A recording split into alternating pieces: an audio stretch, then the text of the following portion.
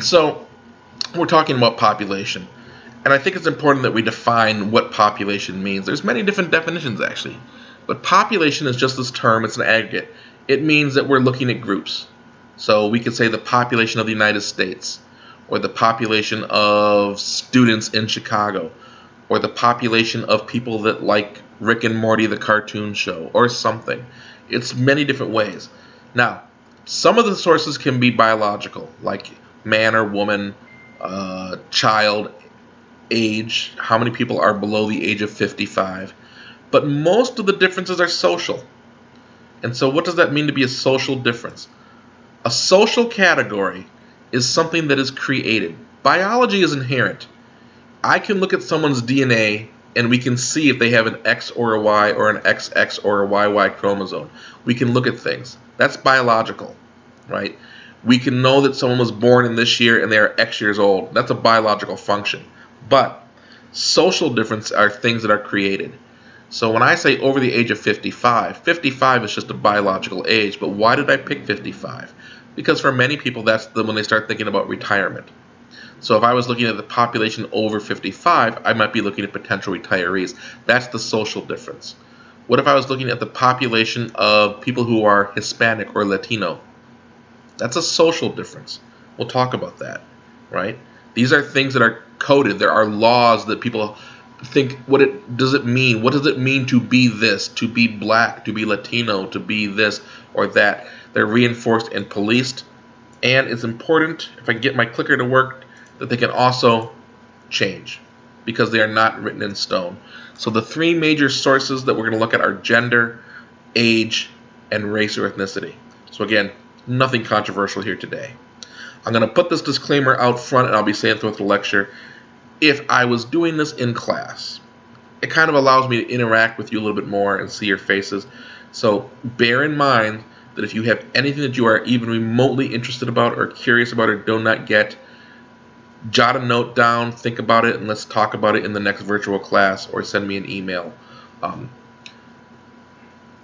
This is something that can kind of get off the rails, and I don't want people to be thinking that I'm saying one thing if they're confused. But let's talk about gender. And I must make it clear that when I speak of gender, I am not talking about sex. There's a difference. Sex is a biological aspect, right? You're male, female, or inter. But gender is the social roles that we give that, right? Of space and place. And when it comes to people, why do men in this country not wear skirts? Because there's nothing illegal about it, and in some ways a skirt might be nice on a hot summer day. It's a little breezy, and who knows, maybe you got some good looking legs. And if I did wear skirts, would I have to shave my legs? That's a gendered conversation. Men don't wear skirts, women do. Men don't shave their legs, but women do. Or they do now and they did before. But who knows what will happen? Gender, right? Those are things that are not, it isn't as if you are a woman and because you have, the chromosomes that make you a woman, that your hair falls off. If you don't shave, then you're going to have hairy legs. Gender says that women in this country shave. And that's not the same around the world. So gender is a social construct. How we view things in regards to that. Why do we say that women should take care of the children and men should be the workers in this country, right? But we can also gender space and time and place. Genders occupy space differently. And if you don't believe me, if you're a man, next time you go to a large social event when we're finally off of the quarantine, notice the lines for the bathroom. They're always longer for the women. And you have to wonder why. Because the population is almost always split evenly 50-50 men-women. But men, for a long time, have been the main designers of buildings, and they don't account for the fact that women need a different type of architecture in the bathroom.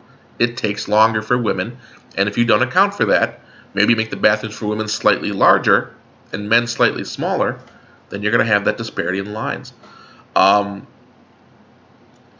usually talk about this time how I ask the class, how many guys have ever once considered, being sexually assaulted as you walk home from school on a dark night.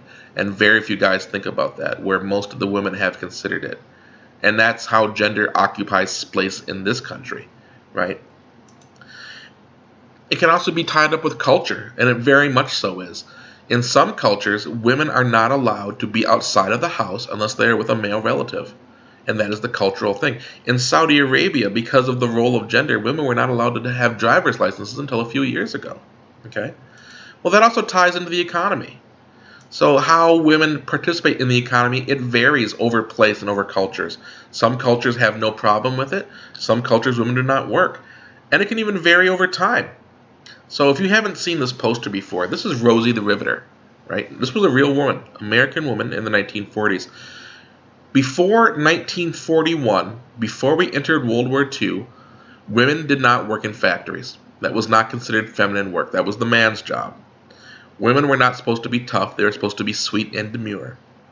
Well, in World War II, 1941, almost all the young men in this country join up to serve in the Army or the Navy or the Marines, and they're gone. But we still have to make all the tanks and the guns and the airplanes, as well as everything else.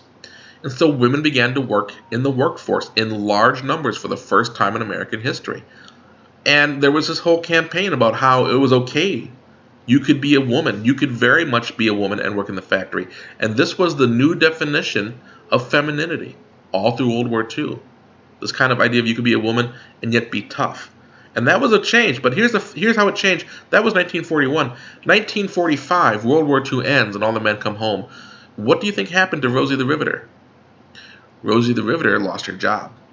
And if she did keep it, it was probably she went to working back as a secretary, as opposed to working as a drill press operator. And there was no real thought about that. Men were back. It was time for their jobs. And women went back to wearing long skirts and long hair and being demure and not being assertive. And Rosie the Riveter was just something from history. So this changes. The idea of what it is to be a man and a woman is not permanent. Like all these descriptions we're talking about, society creates them. Society can change them. People accept them. People resist them. It isn't that every single woman wanted to be Rosie, and it isn't like after the war, everyone who was Rosie quietly went about their way. There were people who resisted, and that's how things change. But it is a social construct. By the way, the real Rosie the Riveter just recently passed away, I think about within the last 5 years. So, in some economies, we see women participating in higher rates than others. The highest rates of female active engagement in the economy tends to be in either peasant economies or service economies. In peasant economies, they are part of the farming class, but they also will maybe work a small shop in town for extra money because they are very, very poor. They need that extra money. In service economies, like ours, for some reason, there is this idea that women are better suited at service roles than heavy manufacturing. And so, in service economies, there's also a large amount of women. Unfortunately, as we've talked about with the service economy, a lot of the jobs in the service industry are very low paying. And so we kind of see this connection again, that jobs that tend to have a lot of female gendered jobs, like I will say this, next time you go to McDonald's or a fast food restaurant, look who's working.